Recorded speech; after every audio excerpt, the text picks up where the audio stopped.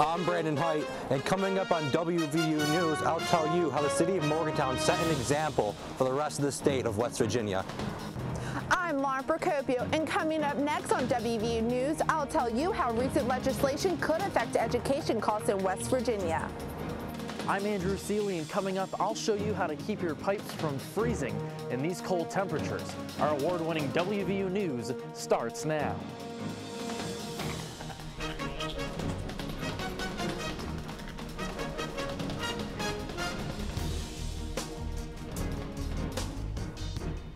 Nearly 10 states legalized gay marriage in the U.S. just last year. Find out how one proposal in Morgantown is paving the way for equality in the Mountain State. I'm Andrew Seeley. And I'm Taylor Eaton. Tuition at WVU may be on the rise. See how some students are trying to keep college affordable for students. You're watching WVU News, an award-winning newscast produced by television journalism students at West Virginia University.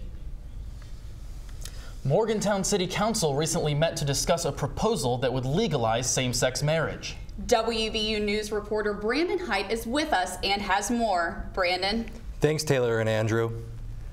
The state Senate reintroduced a bill to protect the state's lesbian, gay, bisexual, transgender community from housing and employment discrimination.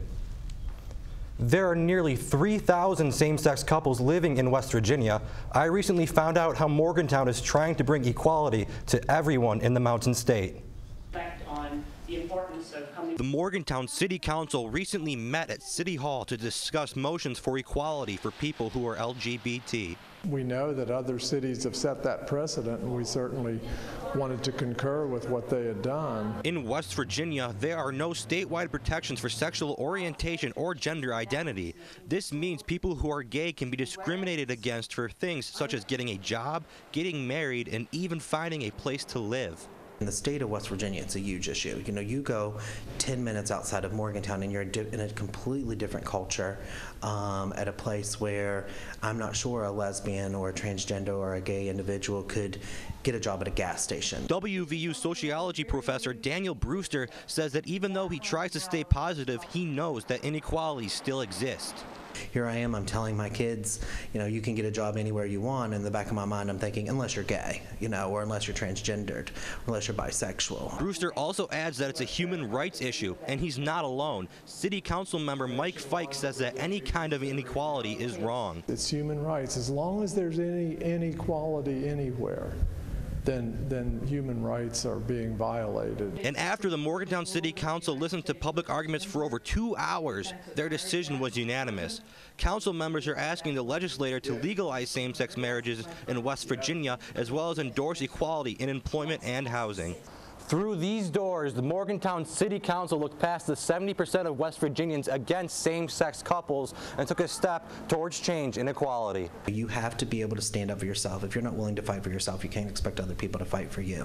For more information about West Virginia's push for equality, visit the website at the bottom of your screen. The U.S. Justice Department recently announced it will view all marriages, regardless of sexual orientation, equal under federal law. Andrew and Taylor, back to you.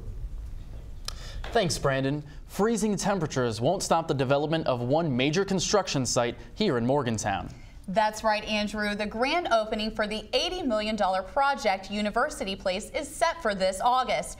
Economic development reporter Ryan Fadis found out more about this brand new student housing complex. Time equals money, and this is no exception as a multi-million-dollar project is being built right here in Sunnyside. But officials say low temperatures won't stop progress of University Place, which is scheduled to open before the start of the fall semester. Well, I'm pleased to say that we are right on schedule, and that the winter season is something that we've planned for. We knew in West Virginia in January, February, those are going to be months where we're going to have winter, and we've built in the construction schedule these kinds of days, and to date everything has worked out well. Martinelli says that the weather is something they took into account when the project first began, since it's hard to pour the foundation or do any groundwork when it's covered in ice and snow. You may be wondering why a building like this is being constructed in Morgantown. Forbes magazine named Morgantown one of the top 10 cities in America for businesses. Workers continue to brave the cold in order to accomplish the goal. Once the project is completed this August, students can move in, and one student is glad she's living in an apartment university owned. It's university owned and operated, so I wasn't too concerned about coming up with like any kind of slumlords around Morgantown area. And I really liked how it's very modern. Apartments will be 2 to 4 bedrooms, which will contain close to 1,000 beds, and they will also feature amenities such as a gym, grocery store, retail shops, and a coffee shop. Brian Fadis, WVU News, Morgantown. And while the winter weather hasn't slowed down construction in Sunnyside, it has caused WVU to cancel classes for the first time in 4 years. And with freezing temperatures in Morgantown, many people are struggling to keep the water turned on. I've got some tips on how you can make sure your pipes don't freeze and cause major damage to your home. Over 2 feet of snow and still counting. Sidewalks are icy, roads aren't exactly clear, and temperatures have been hitting negative digits, causing pipes to burst all over the Mountain State. Eva Buckman's water pipes broke, flooding her apartment. I just saw water pouring out from underneath my utility door, which is next to my laundry. And then not too long after that, like the water just kept coming. It started pouring in from different spots in my ceiling, and I just went into panic mode. I started grabbing a couple things, homework, my laptop, things like that. We're starting to notice a lot of it, especially this winter with the cold weather and the sub-zero weather that we've had. A lot more than usual. I know during the last bout, prior to this previous snow, we had 14, 18 of them in a day. The National Weather Service says that pipes are in danger of freezing and bursting when the temperature drops below 20 degrees. One way to prevent this from happening is by keeping your house heated above 65 degrees so that this doesn't happen to you. Other ways to make sure your pipes don't freeze: relieve pressure by letting faucets slowly drip. Make sure your pipes are insulated and leave cabinet doors open to allow heat to circulate. One of the hardest things was just seeing the water come in because I didn't know what to do. There was no clear-cut solution to make it stop, and that was my first kind of gut reaction, was how do I fix it? If your pipes do break, call 911 immediately, and if you can, try to turn off your main water valve. If you plan on leaving for the weekend during this cold weather, the best thing to do is flush your water system. Simply shut off your water valve, then open your faucets until the pipes run dry. The snowy conditions this winter have made some of the roads nearly impassable, and fire trucks are having a difficult time driving down narrow, snow-covered roads. West Virginia is the worst state for fire-related deaths, and a recent apartment fire in Westover left nearly 50 residents without a home.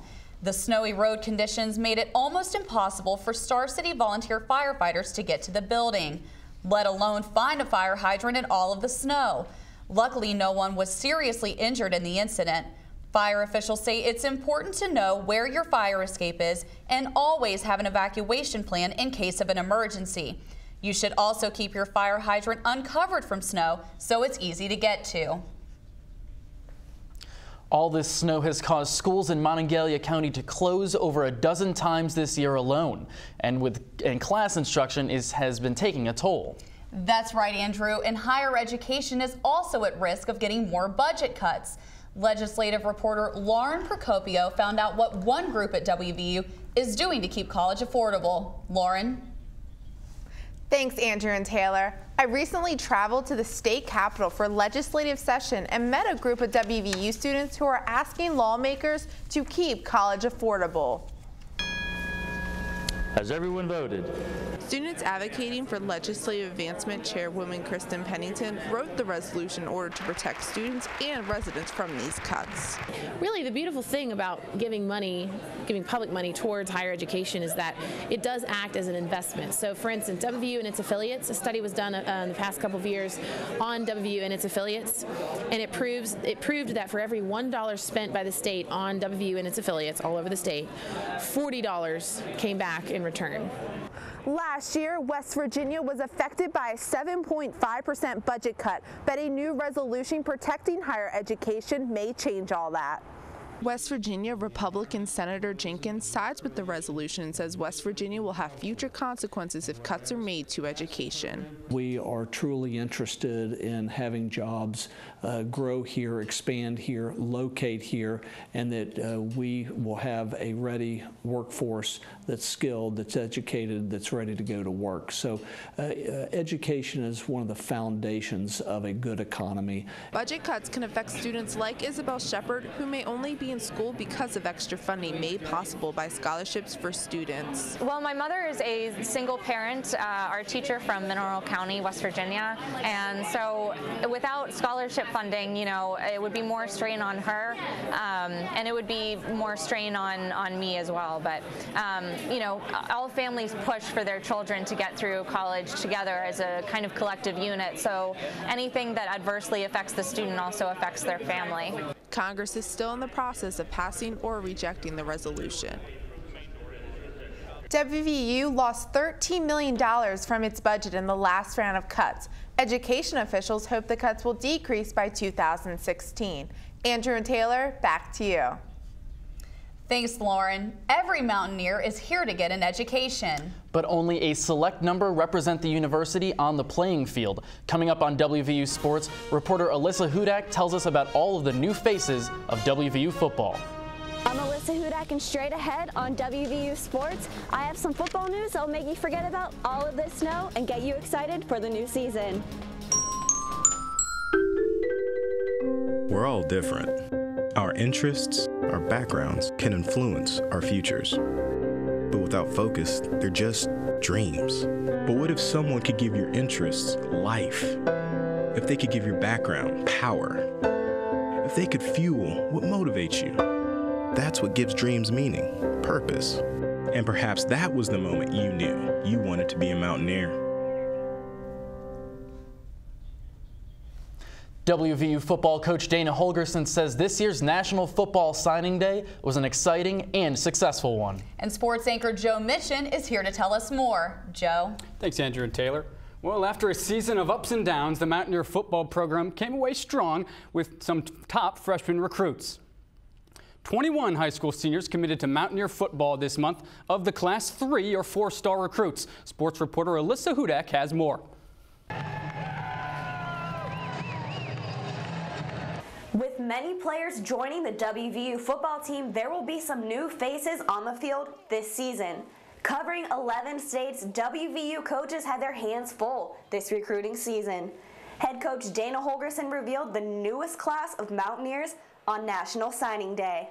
You know, got about 22 of them signed up. 7 of them are here. 15 will be here in June. And with landing 2 new receivers in Jacob McCrary and Lamar Parker, Coach Lonnie Galloway says he's ready to practice with the new recruits. It's exciting to have that many kids here, you know, and then being able to have a full 85 kids, you know, close to 85 kids on the roster. Adding to quarterbacks Clint Trickett and Paul Millard, WVU landed a junior college transfer, Skylar Howard, out of California. Coach Holgerson said that he's already on campus and ready to get started. Skylar's here now. He's studying hard. He's working hard. He's out there with the guys throwing the ball around a bunch. By adding depth on both the offensive and defensive sides of the ball, the Mountaineer coaching staff is looking forward to the new season.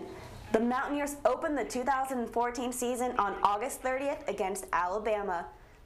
Alyssa Hudak, WVU Sports, Morgantown. The new recruits will have to wait until the fall to take the field for the Mountaineers, but the WVU football team will be back this spring with its annual Blue and Gold game, April 12th. Thanks, Joe. The Blue and Gold Spring Game is such a great way to get Mountaineer fans hyped up for the upcoming season, Andrew. It certainly is, Taylor, and sometimes it's something to look forward to after this harsh winter. Well, that wraps up this edition of WVU News. Be sure to visit us online, and you can check out any of our shows on YouTube. And don't forget to follow us and our reporters on Twitter. Thanks for watching WVU News. We'll see you next time.